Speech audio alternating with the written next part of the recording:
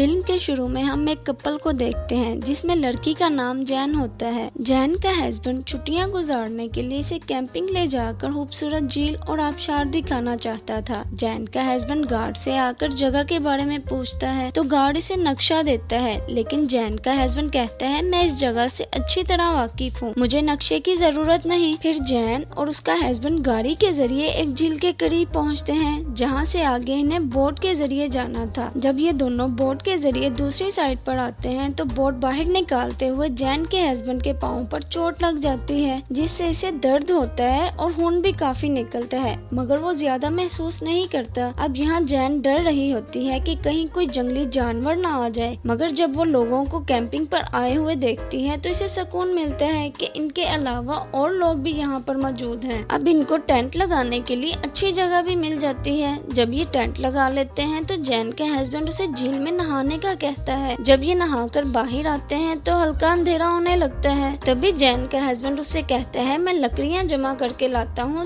फिर खाना बनाते हैं। जैन के हस्बैंड जब लकड़ियाँ लेकर वापस आता है तो जैन को ब्रैड नाम के आदमी से बात करते हुए देखता है, जिस पर उसे गुस्सा आता है और वह टेंट के अंदर चला जाता है। जैन टेंट के अंदर इसके पीछे आती है और पूछती है क्या हुआ, तुम इतने गुस्से में क्यों हो? जिस पर जैन का हस्बैंड कहता है ये हमें डिस्टर्ब कर रहा है, मैं नहीं चाहता कोई हमें तंग करे और हम अकेले वक्त गुजारने आए हैं। इस पर जैन इसे समझाती है कि हमारे पास खाने का सामान नहीं है और इसके पास मछलियाँ हैं जिसे हम पकाकर खा सकते हैं। इस पर जैन का हस्बैंड एग्री हो जाता है। फिर ये तीनों मछलियाँ पकाते हुए बातें करते हैं। ब्रैड जब खाना खा लेता है तो वो यहाँ से चला जाता है और दोनों कैंप में जाकर सोने लगते हैं। अगली सुबह ये उठकर जब आगे बढ़ रहे होते हैं तो जैन के हस्बैंड को भालू के पाँव के निशान नजर आते हैं, मगर वो ये बात जैन को नहीं बताता और रास्ता बदलकर जंगल के और ज्यादा अंदर चला जाता है। वहाँ ये टेंट लगाकर खाना खाते हैं और सो जाते हैं। रात के वक्त अचानक से इनके टेंट पर कुछ गिरता है, जिससे जैन डरकर उठ जाती है। इसका हस्बैंड कहता है डरो नहीं, सिर्फ पत्ते गिर रहे हैं। सुबह जब उठकर ये बाहर आते हैं तो टेंट के सामने एक शाख टूटी होती है, जिस पर ये ज्यादा ध्यान नहीं देते और आगे बढ़ जाते हैं। जब ये जा रहे होते हैं तो इसके हस्बैंड को रेड कलर की बेरी मिलती है और वो उसे खाने लगता है। इसके बाद वो जब दोबारा अपना सफर शुरू करते हैं तो इसका शौहर परेशान होकर अपना सर पकड़ लेता है। जैन इससे पूछती है क्या हुआ,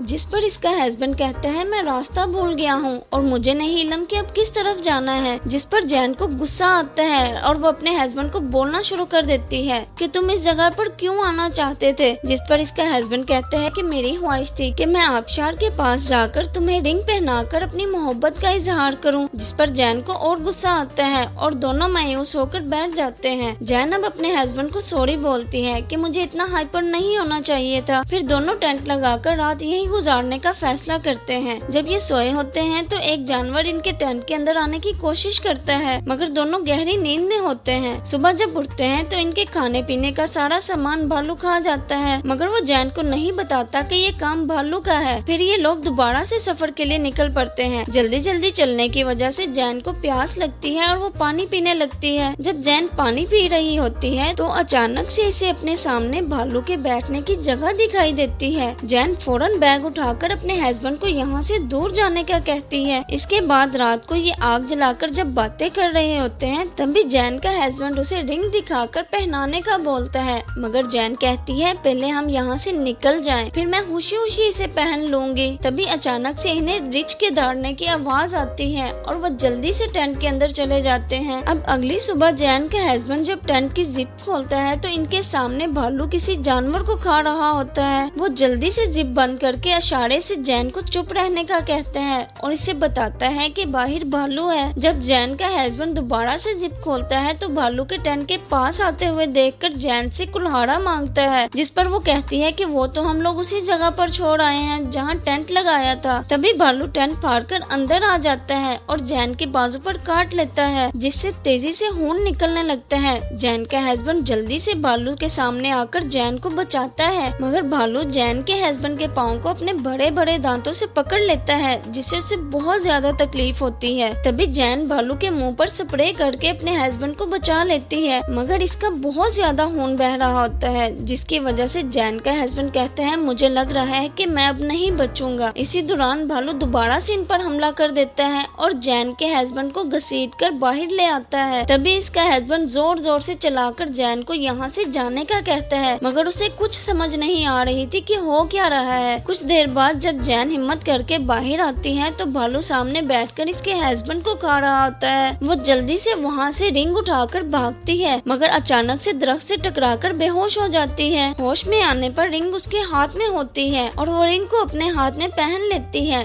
तभी उसे भालू के दौड़ने की आवाज आती है तो वो तेजी से भागना शुरू कर देती है। फिर जैन अंधेरा होने से पहले दरख्त पर चढ़ जाती है। सुबह के वक्त हेलीकॉप्टर की आवाज सुनकर उसकी आंख खुलती है। जैन जल्दी से नीचे आकर चलाना शुरू कर देती है, प्लीज हेल्प मी, मगर दूर होने की वजह से उसकी आवाज नहीं पहुंचती और मायूस हो जाती है। अचानक से इसे पानी की आवाज आती है। जैन जल्दी से जाकर देखती है तो वहाँ पर इसे साफ पानी मिलता है, जिसे पीकर वो अपनी प्यास बुझाती है और अपनी चोट को भी साफ करती है। पास ही इसे बेरीज नजर आती है, जिन पर भूख लगने की वजह से ये टूट पड़ती है। जब ये बेरीज खा रही होती है तो सामने से भालू आता हुआ दिखाई देता है। जैन अपनी भूख भूलकर तेजी से भागने लगती है और भागते भागते आबशार वाली जगह पर पहुंच जाती है। आगे अब रास्ता खत्म हो जाता है तो जैन पत्थरों को पकड़कर नीचे उतरना शुरू कर देती है, मगर हाथ स्लिप हो जाने की वजह से वो नीचे गिर जाती है और पाँव की हड्डी टूट जाती है। फिर जैन लकड़ियां जमा करके इसे अपने पाँव के साथ जोड़ लेती है और स्टिक के जरिए आगे बढ़ने लगती है। जैन रात के अंधेरे में भी नहीं रुकती, वो आग जलाकर आगे बढ़ती रहती है, यहाँ तक कि सुबह हो जाती है। थकावट और प्यास की वजह से इसके होंठ खुश्क हो जाते हैं। जैन अब आराम करने के लिए जैसे ही बैठती है तो उसे अपने सामने डियर दिखाई देती है, जिसे देखकर वो खुश होती है कि यहाँ पर भालू नहीं आ सकता। थोड़ा सा आगे आने पर इसे झील दिखाई देती है, जहाँ उन्होंने बोट रखी थी। जैन की हालत अब काफी ज्यादा खराब थी और इसका पाँव भी बहुत ज्यादा दर्द कर रहा था, मगर हिम्मत करके जैन झील के दूसरे किनारे पहुँच जाती है और बाहर आकर बेहोश हो जाती है। ब्रैड इसे देखकर भागता हुआ आता है और जैन की जिंदगी इस तरह बच जाती है। इसी के साथ फिल्म खत्म हो जाती है। Please like and subscribe my channel.